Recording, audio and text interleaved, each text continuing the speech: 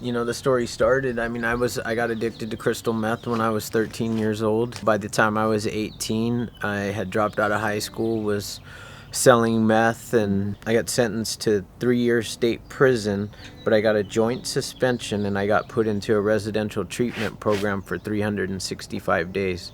I went to treatment. I stayed clean for 3 years. So I relapsed and I was out for maybe 18 months and met a girl, got her pregnant, and I ended up rolling my car off the 10 freeway 5 days before my daughter was born, and I almost died that day. And that's when I really knew that my purpose was to help other people that suffer from the same thing that I suffer with.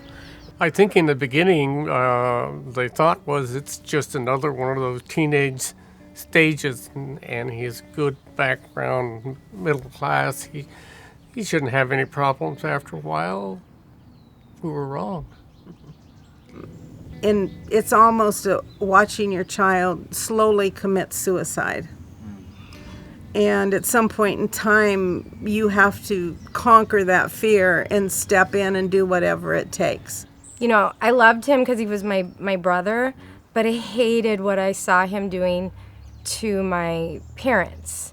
And, there were days it got to a point where I was just like, why doesn't he just die? Then it would end. But then the guilt of wishing that on your sibling eats away at you too. So it really takes the educational process of learning about addiction because we didn't have a clue about it. And we finally recognized that we had to do something. And the something we had to do was, first of all, try and recover him out of his addiction. And then, as part of that recovery, was the growth of Hope by the Sea. I went back through treatment.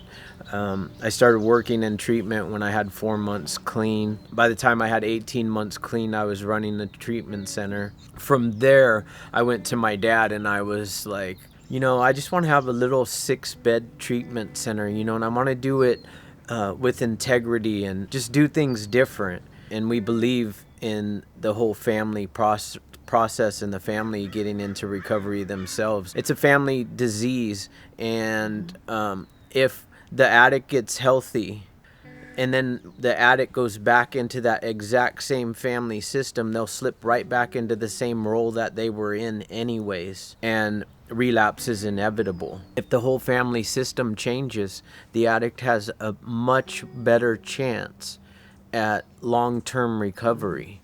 People who become addicts are usually very bright and talented young people with big, sensitive hearts. And every parent will tell me, or every spouse will tell me, you just described my son, or you just described my daughter. I can't believe what he's done. It was amazing to watch. And, I couldn't be any more proud of him, actually. I have accomplished more in my life than I ever could have imagined, and I went from nothing to, helping people. What I would say to the addicts is that I know exactly how you're feeling today. I understand that pain. And what I want to offer you is hope, that you don't have to live that way anymore. And, I heard it said before that if you love what you do, you never work a day in your life. And I don't feel like I work because this is what we do. This is what we love doing. We love helping families get through their, traumas, their hard times, through their addiction, and get to the other side. And it's a blessing.